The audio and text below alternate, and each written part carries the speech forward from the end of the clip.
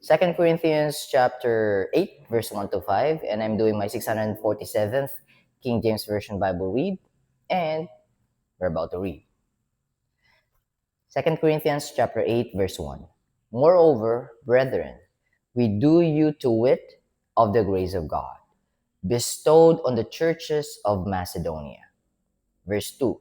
How that in a great trial of affliction, the abundance of their joy and their deep poverty abounded unto the riches of their liberality. Verse 3. For to their power I bear record. Yea, yes, yea, and beyond their power they were willing of themselves. Verse 4. Praying us with much entreaty that we would receive the gift, that we would receive the gift and take upon us the fellowship of the ministering to the saints. Last verse. And this they did, not as we hoped, but first gave their own selves to the Lord and unto us by the will of God. All right, let's go through it one by one, or line by line. But I'll try line by line. But I prepared here a lot of Koine Greek words and old archaic expression or phrases that could make these verses a little bit more clear. Hoping and praying. So, moreover, it means uh, now Apostle Paul from chapter 7 transitioning to a new topic, and the new topic is offering and yeah, offering. Let me explain that in a few minutes. So, first Koine Greek word is adelphoi. Adlephoi. Adelphoi or foi means brethren. That's the word that they've used to translate adelphoi. So if you can see here, actually that's the literal translation as well. So Apostle Paul is actually addressing the Corinthians with affection, but he started chapter 8 uh, by a transitioning topic, or by a topic different from the previous topic. All right, now the next word that we are going to talk about is ginorizomen or norizomen, because it starts with the letter G, so it might be silent G or norizomen or ginorizomen. So I'll stick with norizomen, silent G. So we do you to with. So the word that the scribes of KJV used to translate norizomen is we do you to wit. What's the meaning of that? Wit is know, or wit is to know, or to wit is to know. Now, literal meaning of norizomen is we make known or we declare. All right, so we do you to wit, we declare unto you or we make you known. We're saying this to make you know these things. All right. So to do you to wit is an old 16th century English idiom that literally means we cause you to know or we inform you. All right, so that's the meaning of it. So because it's too deep, right? We do you to wit. What's the meaning of that? We inform you or we cause you to know. All right. Now let's continue. Of the grace of God bestowed on the churches of Macedonia. So bestowed. Let's talk about the word bestowed. I think I need to go to the next page. Yep. First of gift. Let's talk about the grace. The word grace comes from the Greek word charis, which means favor or gift. All right. By the way, charis. The word charis is also used for salvation. For example, Ephesians chapter 2, verse 8 and 9. For the grace by grace, for by charis, for by grace. All right. So it's often used for salvation. In this verse, it refers, this is my note, in this verse, it refers to the divine enablement or power to give generously, even with any circumstances, meaning even if it's in season or out of season, meaning even if it's easy or not easy to give. So the divine power coming from grace. All right. Now, bestowed. Sorry. Yeah. Dedominen, bestowed, meaning having been given. So if you can see here, of the grace of God bestowed, so the grace of God bestowed having been given to the churches of Macedonia, to the Macedonian, meaning churches of Macedonian believers in Macedonians. Churches meanings it means uh, assembly or group of believers, the body of believers. That's the meaning of the word church or ecclesia. Actually, I've noted it as well. Ecclesia, church, churches, or assemblies or congregation or body of believers, the grace was freely given. Where grace was freely given, the grace of God. Now, let's talk about verse 2. How that in great trial of affliction, the abundance of their joy and their deep poverty abounded unto the riches of their liberality. Trial first. The word trial is dokime. Trial, or it literally means trial, so they translated it right, but there's another meaning for it, test. So it could use both ways. It depends on the context of the message. So trial or test or approved character. Now it refers to testing intended to test intended or to purge flaws and to prove authenticity. Now the other word is affliction. What is where did it came from? Thlipsis. Thlipsis. Thlipsis. Thlipsis. Thlipsis, affliction, meaning pressure or tribulation. The actual translation is pressure or tribulation, but the word that has been used to translate thlipsis is affliction. So pressure or tribulation. Now, abundance. Periseia. Periseia. Periseia. Periseia. So it has been translated with the word abundance. But the meaning of it is super abundance or overflowing or overflow. Now, we will go back to charis. Now, the word that has been used for joy is chara. So connected to charis. Chara, joy. So despite their external suffering, uh, they press on overflowing. They are possessor. They possess an overflowing joy. So how that in the great trial and afflictions, even though they are undergoing those kind of pressure and tribulation, they are still uh, under super abundance of joy, overflowing joy. So one moment, let me just check. Yeah, deep bathos, bathos, deep, and the actual meaning or deep or depth. So and the other one is poverty, poverty. So deep deep poverty, bathos, tokeya, tokeya, abject poverty or beggary. So Apostle Paul is trying to explain to the Corinthians, this is the situation of the Macedonians. The believers in Macedonians, they were poor. They are destitute. But they are still offering their help and especially their means coming from the heart. Later on, we'll explain that. But that's verse 2. Uh, let me just read it back. How that in a great trial of affliction, the abundance of their joy and their deep poverty abounded unto the riches of their liberality, meaning it go beyond their they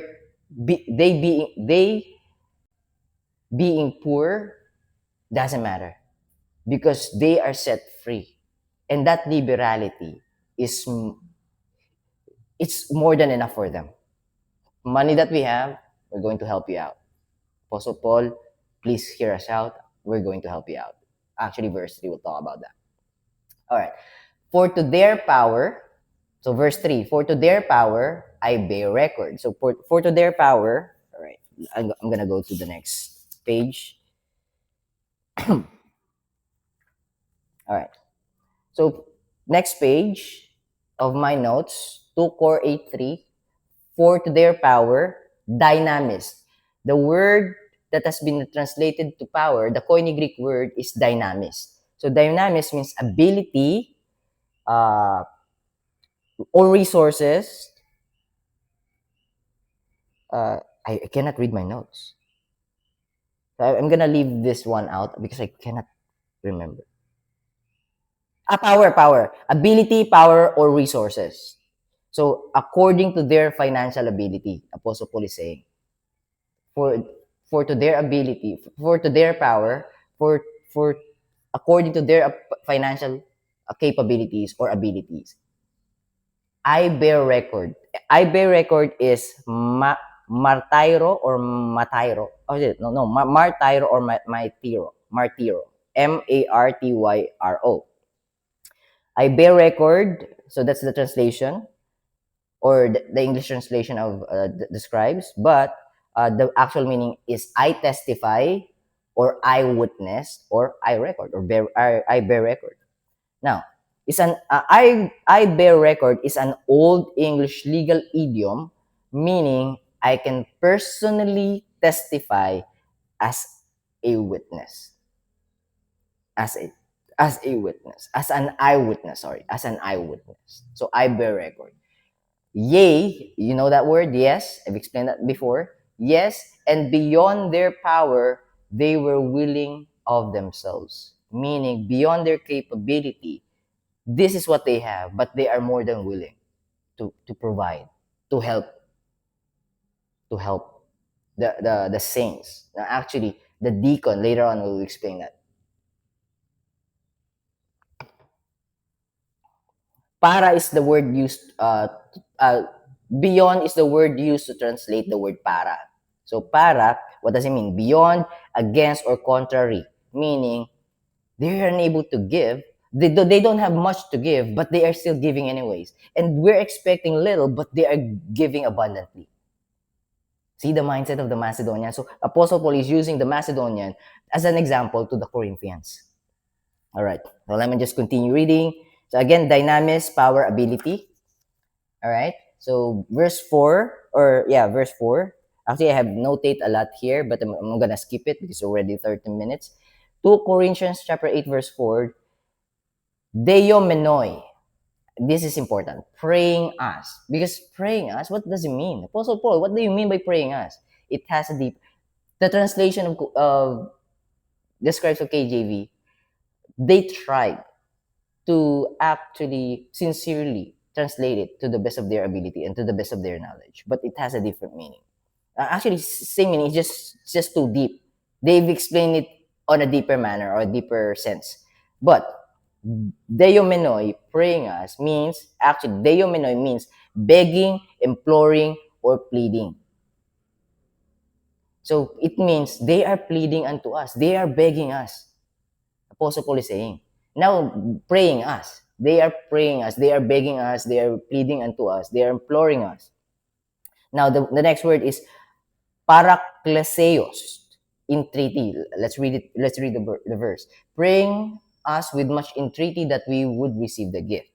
So they are begging us. They are imploring us. They are pleading unto us to receive the gift, the offering that they are offering.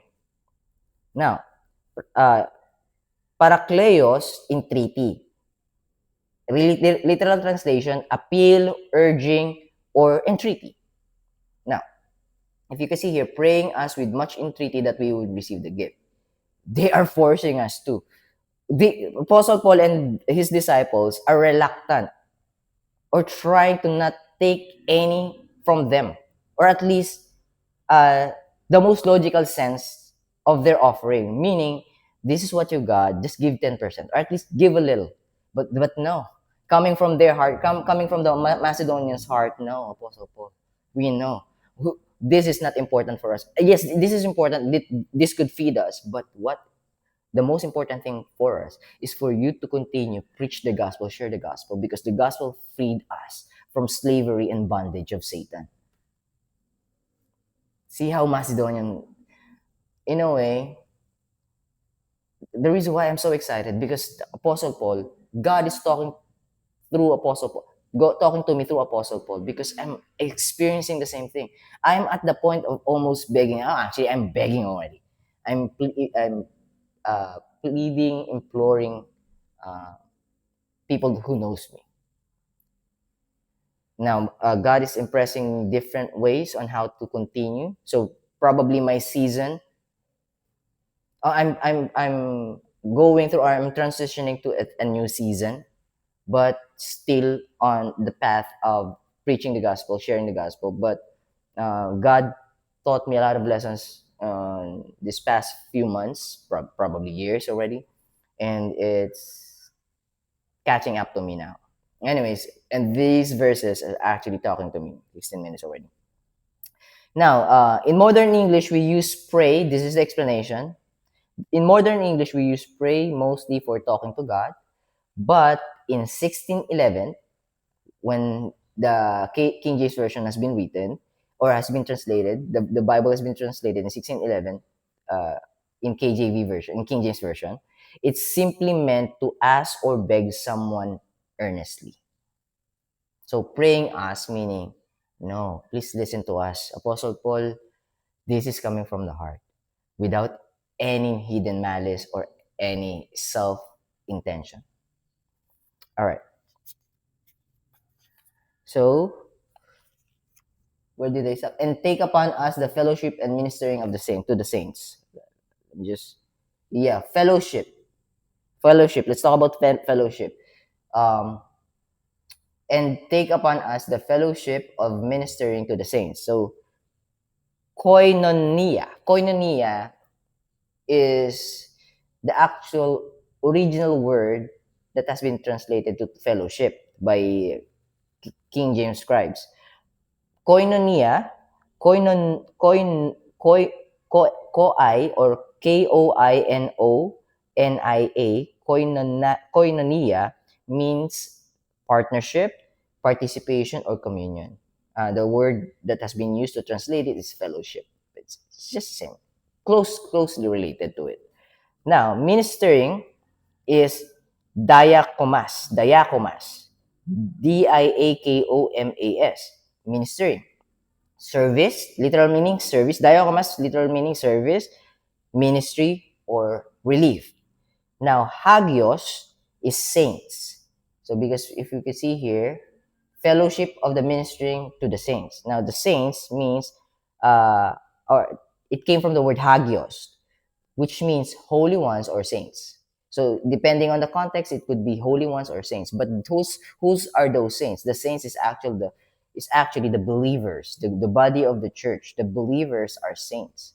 Those who sincerely, truthfully, genuinely believing in our Lord Jesus Christ as our Lord and God and one and only Savior, hence Christians, not Asians, not missions, not Usians, means Christians because solely believing in Christ, those believers are called saints. They are saints, whether you like it or not, whether it's hard to accept or not. Hard on your ears, oh, you're a saint. No, the Bible said so. All right. So let me just continue reading. So diaconia is the word from which we get the word deacon. It refers to practical or hands-on service like distributing food or financial aids. Now let me go to the last verse. So Second Corinthians chapter 8, verse 5, and this they did. So this is what they've done. Not as we hope. Now, not us. O-U or O, not kathos as, or in literal meaning just as, and then eplisamen, we hope. So, and this they did, not as we hope. So not O, O-U, kathos, as or just us, and eplizamen we hope, not as we hope. Now, the meaning of eplizamen, the actual meaning of it is we expected or hope. So it could be hoped or we expected, not as we expected, because Apostle Paul then again is saying, with what we're expecting is they're just giving the least amount that they could provide, but they are giving a lot of it, overflowing. It's, it blew our mind what we're witnessing from the Macedonians, and they are the one who's urging us to receive it. They're forcing us to receive it. We're trying to tell them, you know what, just give what you can spare, right? The least amount. We know it's coming from the heart already, but the Macedonians, the believers in Macedonians, no, Apostle Paul. This is not going to end here. What we are sacrificing, what we're offering is for a greater purpose. We already received the greater purpose. We already received the best gift that we could have.